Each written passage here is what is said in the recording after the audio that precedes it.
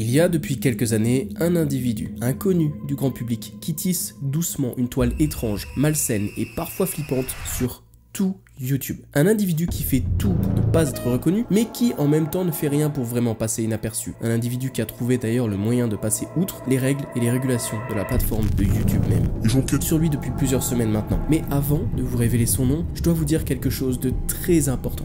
Et c'est très important que vous le fassiez. Peu importe ce qui va se passer, vous ne devez jamais, pour aucune raison, vous rendre sur le site internet de...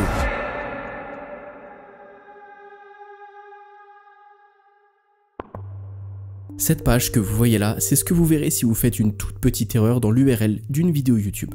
Depuis plusieurs années, l'URL des vidéos YouTube est toujours composé plus ou moins de la même façon. Il commence par www.youtube.com et il finit par une suite de chiffres et de lettres. Et entre le youtube.com et la suite de chiffres et de lettres qui correspond à l'idée de la vidéo en question, il y aura toujours marqué watch, V égale. C'est un peu le code qui dit à YouTube que l'on va regarder cette vidéo. Il y a quelques années en arrière, si vous enleviez volontairement ou involontairement une des lettres du mot watch, il y avait une sorte d'easter egg de la part de YouTube qui renvoyait vers des vidéos bizarres. Et on tombait assez facilement dans un terrier de lapin étrange, bizarre et parfois malsain, mais qui semblait toujours plus ou moins contrôlé par YouTube. Par exemple, on tombait sur la vidéo de l'utilisateur 666 qui avait filmé son écran en marquant 666 justement dans la barre de recherche YouTube. Et en rafraîchissant son onglet plusieurs fois, sa version de YouTube paraissait complètement corrompue et finissait de manière plutôt flippante.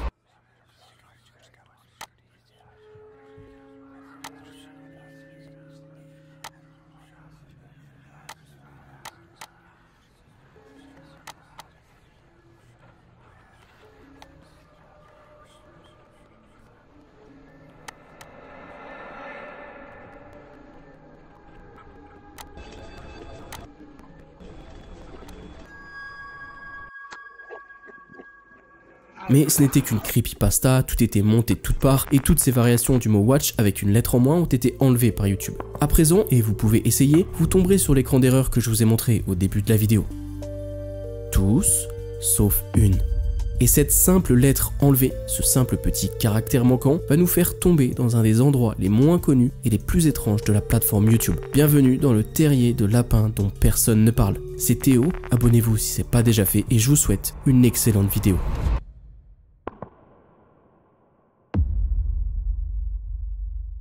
Pour le contexte, il y a un peu plus d'un mois, le youtubeur Pharrell Maguire il a sorti une vidéo fascinante sur des vidéos YouTube en non répertoriées. Et parmi elles, il y avait le cas du youtubeur Watch. Pharrell a à peine effleuré la surface et vous connaissez mon obstination pour les mystères en ligne, j'ai sauté les deux pieds dedans. Pour tomber sur la chaîne YouTube Watch par hasard, c'est assez simple. Il suffit d'enlever le T du mot Watch de n'importe quelle vidéo YouTube et assez étrangement, YouTube va non pas vous rediriger vers un message d'erreur, comme je vous ai montré au début de la vidéo, mais vers la chaîne YouTube la plus proche du mot en question. Et Watch sans le T, bah ça donne Wash. Et bien que ça semble en apparence une chaîne tout à fait banale, avec d'ailleurs aucune vidéo postée, si on fouille un peu sur internet, on pourra se rendre compte que la chaîne possède en réalité une vidéo. Elle est simplement camouflée en non répertorié.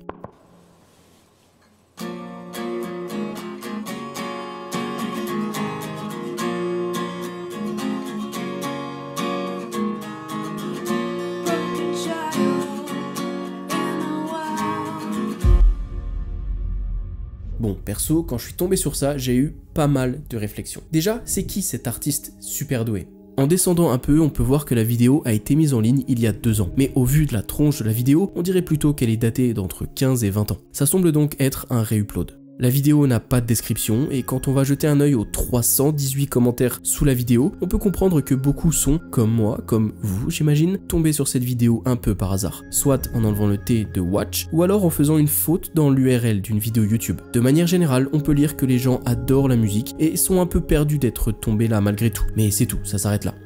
Et là, sans le savoir, on a mis le premier pied dans ce gigantesque terrier de lapin. Et on va descendre très profond. Bref, sur la chaîne YouTube Wash, il y a plus grand chose d'autre à faire, et 99% des utilisateurs, en tout cas ceux qui ne sont pas forcément friands de mystères en ligne, n'iront pas plus loin et vont juste chercher la vidéo qu'ils voulaient au départ. Mais qu'est-ce qui se passe si on tape le nom de la vidéo, Walking Blind, qui semble être le nom de la chanson, dans la barre de recherche YouTube? Eh bien, je vous propose qu'on essaye.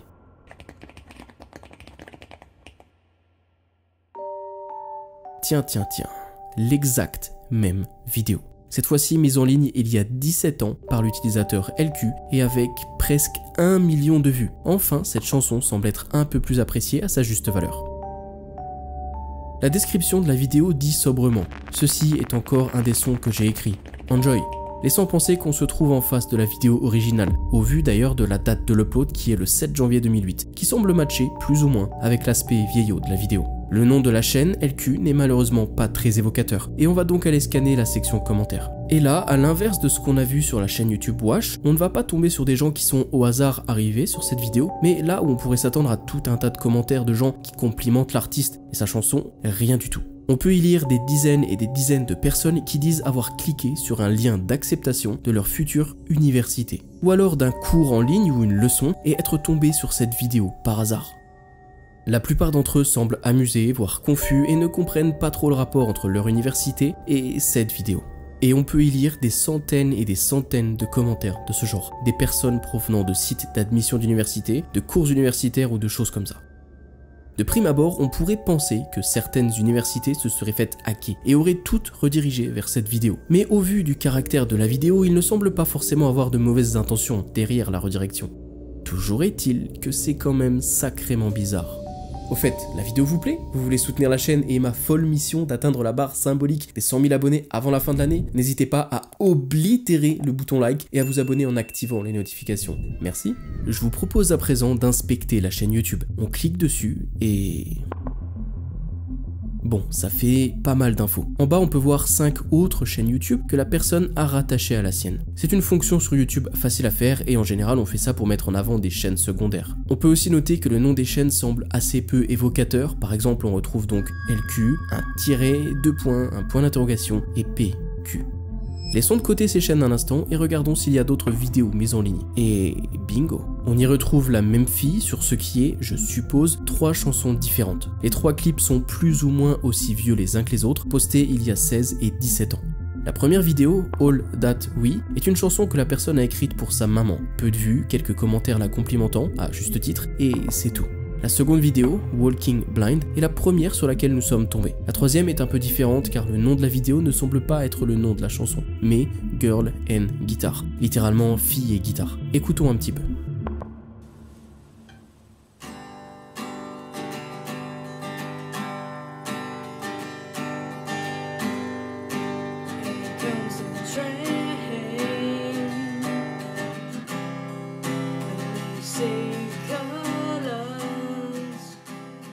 Même type de vidéo. Dans la description, on y découvre le titre « Will That Be Alright ». L'artiste précise aussi qu'elle l'a écrite récemment et c'est tout. Là, les commentaires sont déjà un peu plus étonnants. On y retrouve les classiques, les gens ayant été redirigés par force, en venant de quelque chose n'ayant absolument aucun rapport, mais on y trouve aussi pas mal de personnes qui seraient tombées sur cette vidéo directement après s'être déconnectées et reconnectées sur leur compte YouTube.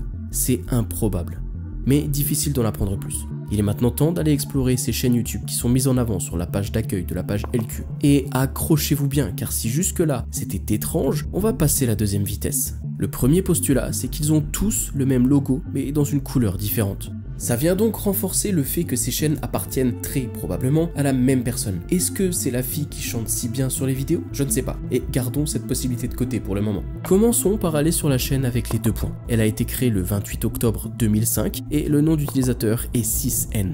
Il y a 4 vidéos sur cette chaîne, vieille de 19 ans, et qui montrent toutes des personnes sur des scooters, en train de faire des roues arrière, toujours signées au nom de LMC Productions. Pas grand chose de plus, malheureusement, revenons donc à la chaîne LQ, et on va se pencher sur les 3 autres chaînes. Le tiret, le point d'interrogation, et PQ. Au passage, on peut s'apercevoir qu'on peut se balader sur les 4 chaînes assez facilement. Elles ont exactement la même architecture. Les chaînes tiret et point d'interrogation ont elles aussi de vieilles vidéos, qui ne semblent pas vraiment connectées entre elles. Il n'y a pas grand chose à en tirer sauf si on regarde les commentaires. On peut parfois trouver un utilisateur qui va demander « Mais bordel, c'est qui ce Sid ?» Sid, c'est qui Sid? Jusque-là, nous ne sommes pas tombés sur ce nom, en tout cas pas encore. Donc pourquoi les gens postent à propos de cette personne? On va une fois de plus le garder de côté et on va continuer d'avancer. Enfin, de s'enfoncer. D'ailleurs, si on regarde un peu plus bas, toujours dans l'accueil, on y voit 5 chaînes de plus qui ont été mises en avant. Cette fois, ce n'est plus le carré de couleurs, mais c'est 3 images de paysages de nature et de fleurs. Les noms des chaînes sont aussi intéressants car cette fois ce sont des vrais mots. Town qui signifie ville, Zal sans signification particulière, You, probable abréviation qui signifie toi, Hide qui signifie cacher et Rise qui signifie grandir ou augmenter. Est-ce que c'est une phrase? Est-ce que ça fait du sens? Ou est-ce que simplement ce sont juste des noms de chaînes hasardeux qui ne mènent à rien? Prenons quelques minutes pour voir si quelque chose en ressort sans trop perdre de temps. Déjà, Zal, ça peut faire référence au mot polonais Zal, qui évoque le regret. Ça peut aussi venir du mot hollandais Zal qui évoque le futur, comme j'irai ou je ferai, ou encore le mot Zal en azerbaïdjani qui signifie une grande pièce ou un salon. Alors je vous passe les détails, mais j'ai essayé d'assembler les mots un petit peu dans tous les sens possibles, et la phrase qui ressort le plus plausible pour moi c'est « You hide in the Zal, in the town, and rise ». Tu te caches dans la grande pièce, dans la ville, et tu grandis. C'est absolument tiré par les cheveux, je suis d'accord avec vous, mais gardons de côté cette histoire de phrase et continuons d'avancer. Les noms de chaînes avec les carrés de couleur étant maintenant toutes visitées, attaquons-nous aux chaînes Town, Zal, Hide et Rise. Et là, ça va devenir de plus en plus bizarre. Ça l'était déjà, on avance d'un niveau. Car si jusque-là on avait l'impression d'être simplement face à de vieilles chaînes YouTube, un peu laissées à l'abandon, la chaîne Town, elle, est bien différente. Il y a une seule vidéo, nommée Silence, qui dure 2 secondes. Et plutôt que de vous la décrire, voyez plutôt. Je suis d'accord, c'est bizarre. La vidéo d'ailleurs fait 1 seconde en vérité et non pas 2 comme on peut le voir sur le lecteur. Il n'y a pas de son, il y a un point blanc en plein milieu de l'écran et surtout, il n'y a aucune explication.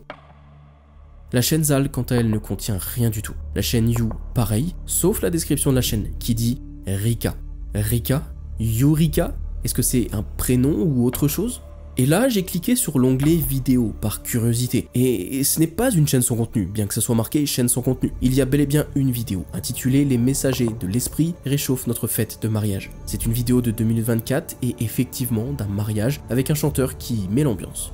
Rien de particulier à noter et j'allais revenir en arrière, sauf que j'ai trouvé quelque chose qui m'a fait tout remettre en question. Vous voyez, chaque chaîne YouTube qui existe a un petit bouton plus. Prenez la mienne par exemple. Si vous cliquez sur plus, vous tomberez sur quelques infos de base. La description de ma chaîne, les éventuels liens que je mets en avant, et puis une section que YouTube remplit tout seul, où nous n'avons absolument pas la main dessus. L'adresse mail, l'URL de la chaîne, le pays, etc. etc. J'insiste, cette section plus d'infos est remplie et générée par YouTube, et il est impossible de la modifier. Et si on clique sur l'URL de ma chaîne, on est redirigé sur la chaîne. C'est logique et c'est normal. On peut essayer avec plein de créateurs et vous allez voir que le résultat sera toujours pareil.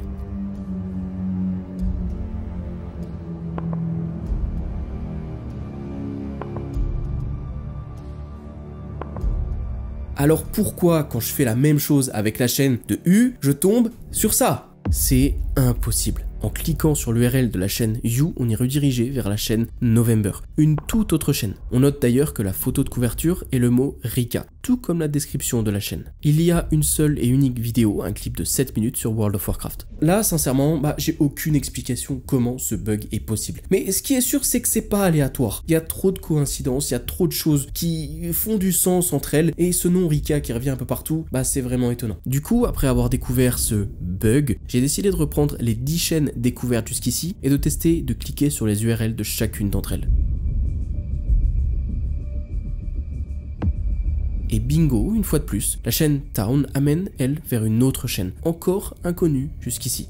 Seed, 1,5 million d'abonnés pour une seule vidéo. Et cette vidéo, c'est...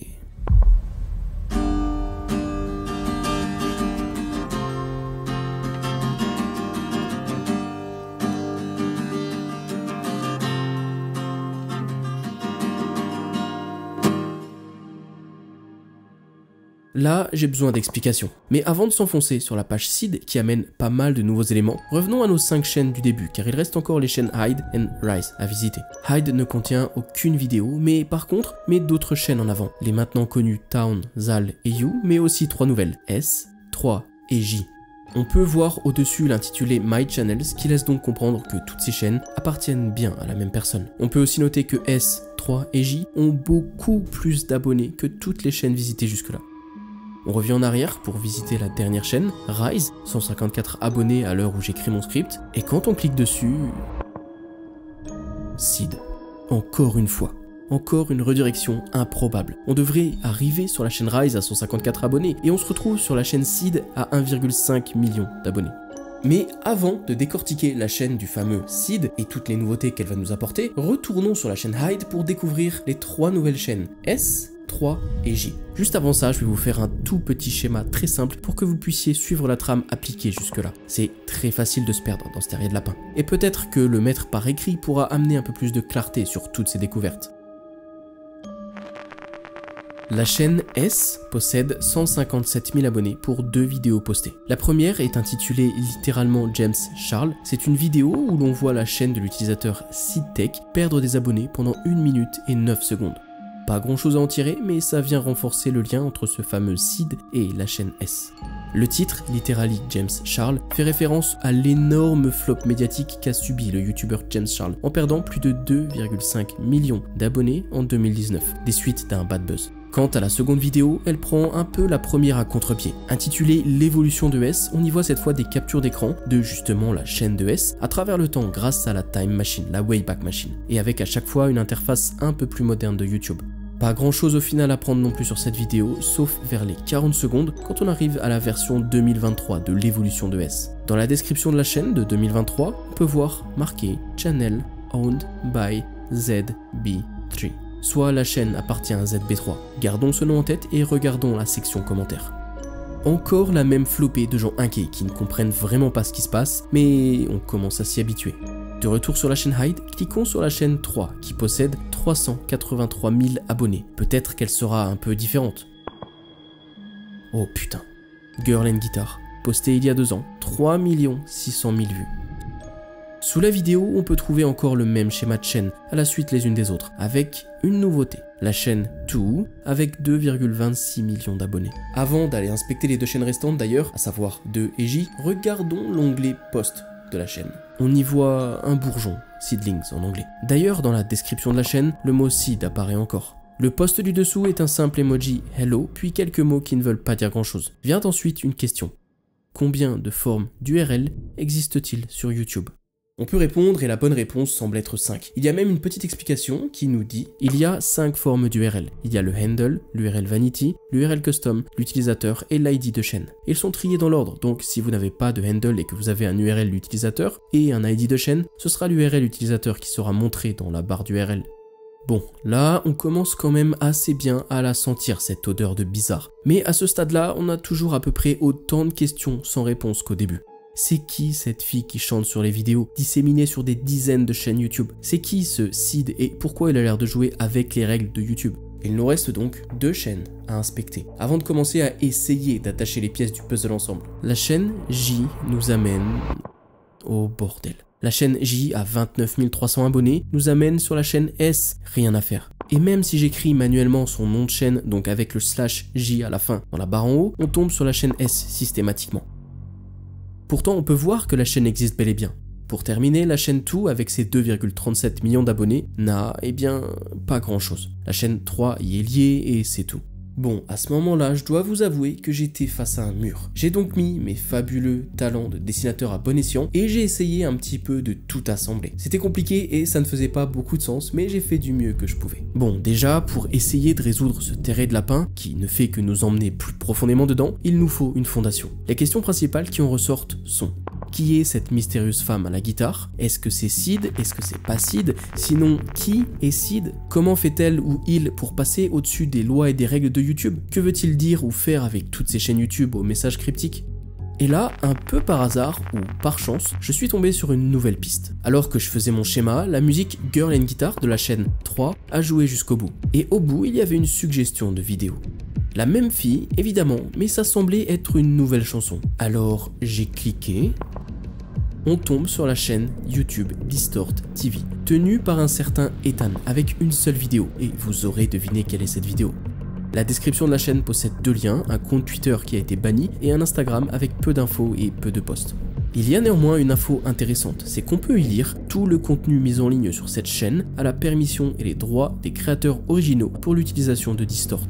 Ça laisse donc à penser que cette femme qui chante aurait donc donné ses droits de diffusion à Distort Media. J'ai espéré qu'en allant sur leur site, on y trouverait peut-être la liste des artistes mis en avant par ce réseau. Mais il n'y a rien d'autre qu'un formulaire de participation, c'est inutile. Alors j'ai fouillé sur internet et j'ai trouvé ce fameux Ethan. Je vous présente Ethan Goulding, situé en Floride, aux États-Unis. Et si on descend un peu sur sa page LinkedIn, on peut voir qu'il a une certification YouTube de Audience Growth. C'est une certification en croissance d'audience. Et on dirait bien qu'on vient de trouver une pièce importante du puzzle. Est-ce que c'est possible que tout ce terrain de lapin soit l'œuvre d'Ethan Gourdin, qui essaye de propulser la fille qui chante en tant qu'artiste? Eh ben, gardons cette piste de côté et continuons de creuser.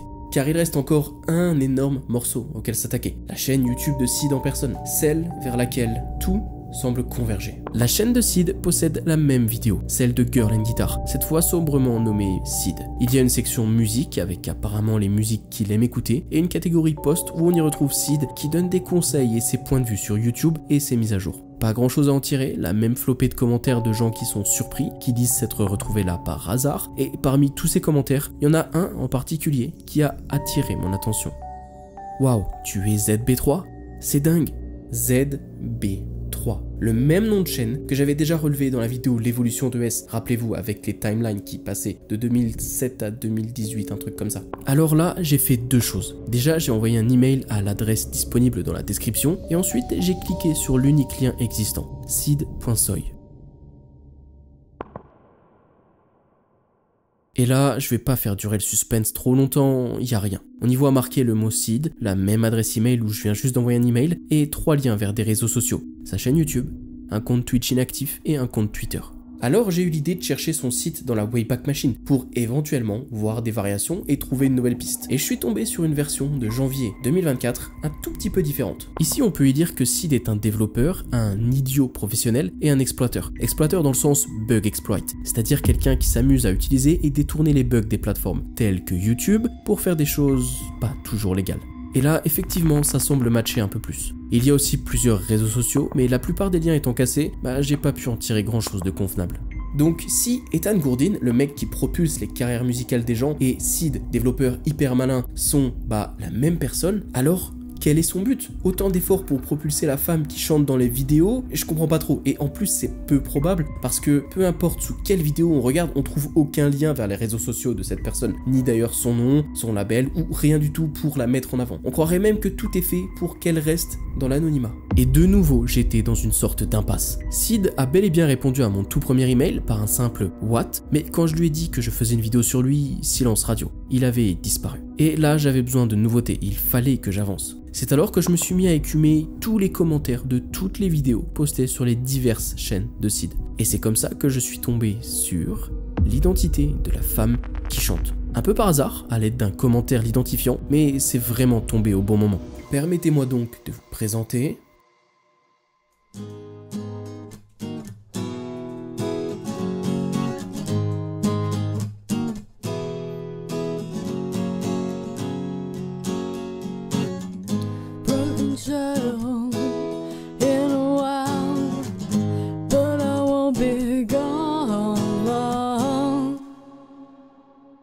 Queen Lam, 192 abonnés et un talent incroyable. Et bingo, une pièce du puzzle en plus. En fouillant un peu sur son profil, on s'aperçoit assez vite que tout est bien vrai. C'est une artiste qui joue de la guitare, qui chante et elle a récemment fait une reprise de sa chanson, utilisée par Sid, qui date de 2008. J'ai assez facilement retrouvé Queen sur les réseaux sociaux, je lui ai envoyé un message non intrusif et elle m'a gentiment répondu, elle m'a dit qu'elle avait aucun lien avec Sid. Et quand je lui ai répondu en lui posant quelques questions supplémentaires, elle a préféré ne pas y répondre. Et ne voulant pas être intrusif ni forceur, j'ai arrêté là.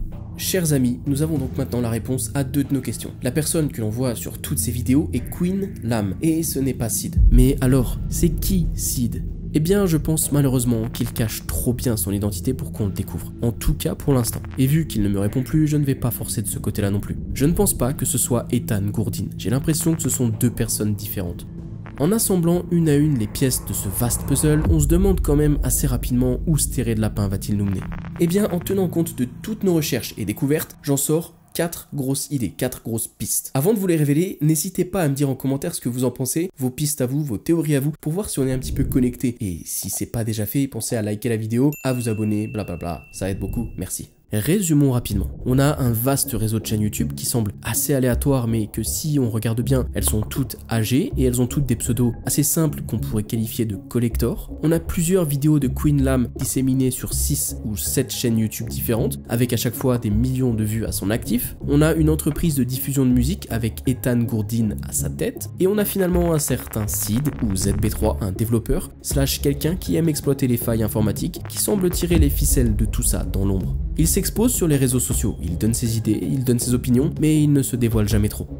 Et donc, les 4 grandes théories qui en ressortent sont: soit Sid est juste un troll, c'est un hacker qui s'amuse à faire tourner les gens en rond en jouant avec ses chaînes YouTube, des redirections improbables et des messages cryptiques sans réel but. Soit c'est une personne qui achète des chaînes YouTube anciennes et spécule dessus en vendant des pseudos uniques. En effet, on pourrait se dire que ces pseudos comme Sid, Snake, Two, Town, ce genre de pseudo, ça a une certaine valeur pour des collectionneurs. Maintenant, ajoutez-y une vieille vidéo qui date de 18 ans, des millions de vues, et vous avez là une chaîne collector. Soit c'est une personne qui a créé un réseau de vente de quelque chose de vraiment pas légal, camouflé derrière tout cet écran de fumée qu'il a mis en place. En effet, il y a énormément de commentaires, que ce soit sous les vidéos ou sous ces posts communautaires de certaines chaînes, qui laissent penser à un certain réseau dégueulasse dont j'ai déjà parlé dans d'autres de mes vidéos, notamment à du trafic de photos à caractère pédographique ou quelque chose du genre. Ou soit c'est une personne qui prépare une sorte d'ARG, qu'il met doucement en place et crée un lore complet autour de ça, complexe, en semant ses graines depuis plusieurs années déjà. C'est Sids. Pour moi, c'est la piste la moins probable parce que ça fait déjà 2-3 ans que Sid fait ce qu'il fait et on n'en tire pas grand chose. Si vous me demandez mon avis, je pencherai largement pour le fait que ce soit quelqu'un qui acquiert de vieilles chaînes YouTube et que l'on pourrait qualifier un petit peu de collector, qui les booste par des méthodes pas forcément très légitimes et qui les revend ou en tout cas qui spécule dessus pour faire peut-être de l'argent ou toute autre chose. Mais ça, je pense qu'on ne le saura jamais vraiment. Et toujours est-il qu'il reste au final pas mal de questions. Pourquoi lier Queen Lam et Ethan Gourdin à tout ça? Comment se fait-il qu'il semble parfois être au-dessus des lois de YouTube? Et surtout, que cherche-t-il à accomplir? Si j'ai d'autres réponses, je vous en ferai part en post communautaire, donc pensez à suivre l'affaire de près. Un énorme merci de m'avoir suivi dans cette enquête. J'espère que la vidéo vous plaira, c'est un truc risqué, je l'ai jamais vu nulle part ailleurs. Donc voilà, je me suis lancé, ça m'a vraiment plu, et merci beaucoup. C'était Théo, je vous fais des bisous, merci de votre attention comme d'habitude, et je vous dis à la prochaine.